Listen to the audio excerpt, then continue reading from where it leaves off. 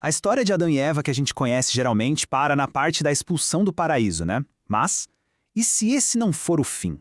E se for, na verdade, só o começo de uma saga muito mais complexa? É exatamente isso que vamos explorar hoje, mergulhando no que o livro de Urântia conta sobre o que aconteceu depois, a história do segundo jardim.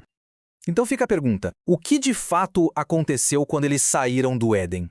A jornada que vamos acompanhar agora é uma de provação de uma tragédia bem profunda, mas também, e isso é o mais surpreendente, de um triunfo final que acabou redefinindo todo o legado deles.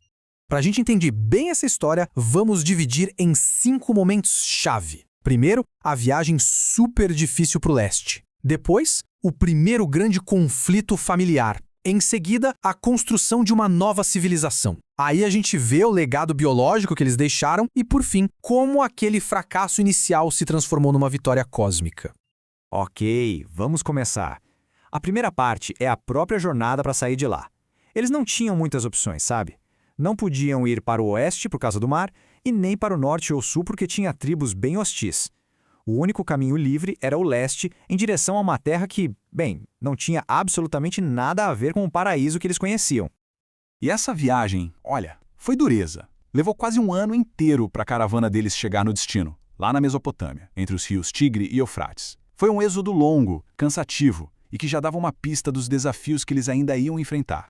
E o contraste entre o primeiro e o segundo jardim é gritante. O primeiro foi um presente, já estava ali, meio pronto para eles. Agora o segundo foi na raça. Tiveram que construir tudo do zero com o suor de seus rostos, como diz a história. Aquela vida de tranquilidade foi trocada por uma luta constante contra a natureza selvagem. E eles mal tinham se estabelecido e a primeira grande tragédia da família aconteceu. É uma história que todo mundo conhece, mas com alguns detalhes que mostram a real profundidade desse conflito. A tensão entre Caim e Abel ia muito além do trabalho de cada um. A raiz do problema mesmo era a herança. Abel era da pura raça violeta de Adão e Eva. Já Caim tinha uma herança mista, com sangue dos povos noditas que já moravam na região. E parece que Abel fazia questão de nunca deixar o irmão esquecer disso. O clímax foi, infelizmente, inevitável. A provocação constante de Abel sobre a sua herança superior, junto com a preferência divina pelos seus sacrifícios de animais, tudo isso levou Caim ao limite. A herança mais, digamos, belicosa dele veio à tona, e a raiva simplesmente explodiu em violência fatal. Mas a história de Caim não acaba aí no crime. Cheio de remorso, ele procurou a mãe, Eva, em busca de ajuda. Ele se arrependeu de verdade e quando partiu para a terra de Nod, ele acabou se tornando um líder influente, que trabalhou muito para promover a paz entre os povos. Uma virada e tanto na história dele. Agora, vamos avançar um pouco no tempo e ver como, apesar de todas as tragédias, eles se concentraram na tarefa gigantesca de construir uma sociedade duradoura, literalmente do nada. E a cultura que eles criaram ali era muito avançada para a época. Eles desenvolveram um novo alfabeto, técnicas de metalurgia, de cerâmica, um estilo de arquitetura, tudo muito superior ao que as tribos vizinhas tinham. Eles basicamente criaram um centro de civilização no meio de um mundo ainda muito primitivo. E a base dessa nova sociedade foi o sacerdócio criado por Sete, outro filho de Adão e Eva. Era um sistema com uma missão tripla: cuidar da vida espiritual, da saúde pública, atuando como médicos, inspetores sanitários, e da educação, como professores. Era, de fato, a espinha dorsal da civilização deles. Mas o legado de Adão e Eva não foi só cultural. Ele ficou gravado na própria biologia e na espiritualidade da humanidade. Eles fundaram o que o livro chama de raça violeta. E biologicamente, os corpos deles eram muito superiores, com uma resistência altíssima a doenças. Essa superioridade física era uma parte fundamental do plano original para elevar as outras raças do mundo. E além do físico, eles tinham sentidos especiais, extraordinários. Por mais de 100 anos, Adão e Eva conseguiam ver seres celestiais como anjos. Era uma capacidade incrível que, infelizmente, foi se perdendo aos poucos nos seus descendentes, a cada nova geração. Esse número aqui dá uma boa ideia da escala do plano.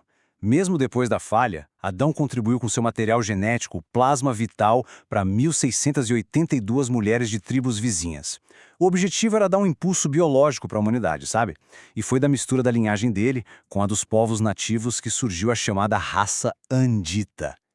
E agora, a gente chega ao fim da vida mortal deles.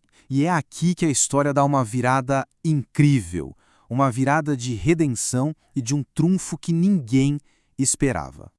Adão e Eva viveram vidas bem longas, mas ainda assim mortais. Eva morreu com 511 anos e Adão com 530, basicamente de velhice. Os corpos físicos deles, mesmo sendo superiores, uma hora se desgastaram. Mas antes de morrerem, eles receberam uma mensagem, e não foi uma mensagem qualquer. Veio de Michael, o soberano do universo. Ele prometeu que eles seriam ressuscitados. Essa promessa de redenção deu uma esperança imensa para eles e se tornou uma crença central para todo o povo deles. E a promessa foi cumprida de um jeito surpreendentemente rápido. Só 3 dias depois da morte de Adão, eles foram ressuscitados numa dispensação especial. E não sozinhos, junto com mais de 1.300 dos seus seguidores mais leais, foi uma reviravolta e tanto. Então, quando a gente olha a história completa, ela não é só sobre o fracasso no Éden. É um arco inteiro de provação e tragédia, que termina num triunfo pessoal. Eles falharam na missão original? Sim. Mas a jornada individual deles terminou em vitória. E eles continuaram o serviço num nível cósmico. E isso tudo deixa a gente com uma pergunta para pensar. A história deles parece sugerir que, às vezes, um erro monumental, uma falha que parece ser o fim de tudo, pode, na verdade, se tornar o catalisador para um destino ainda maior, ainda mais profundo do que aquele que tinha sido planejado originalmente. Fica aí a reflexão.